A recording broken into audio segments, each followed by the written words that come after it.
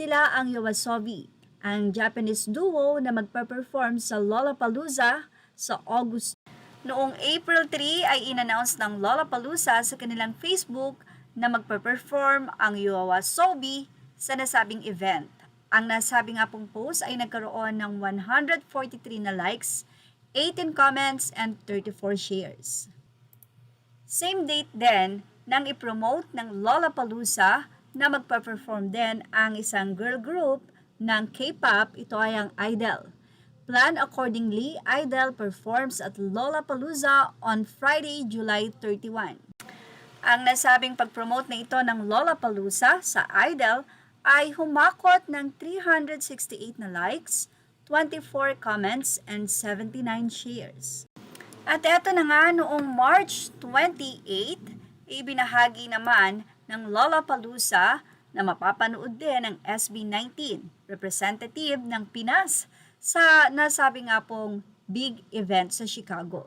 Sa Lollapalooza caption, sinabi nilang catch SB19 in Chicago this summer and listen to their new album out everywhere today. Sa caption, makikita nyo palang na tila updated ang Lollapalooza sa mga nangyayari sa mga kanta ng SB19 dahil alam naman natin na ito ay sumasama at nakakapasok sa top, especially sa global music industry.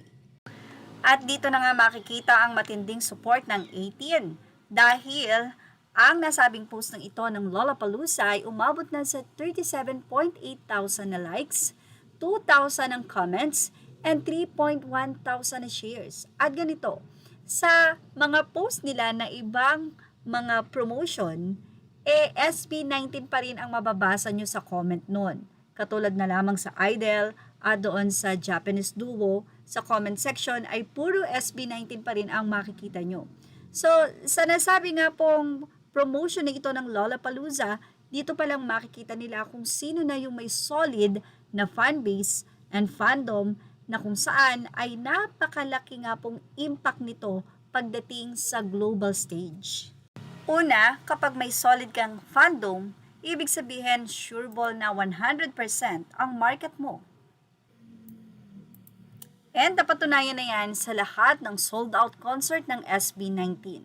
Grabe kasi ang mga fans, siguradong hindi nila pababayaan ang mahalima. At yan ang ating Showbiz Stop update. Images are all credit to the rightful owners. Thank you for watching Showbiz Stop.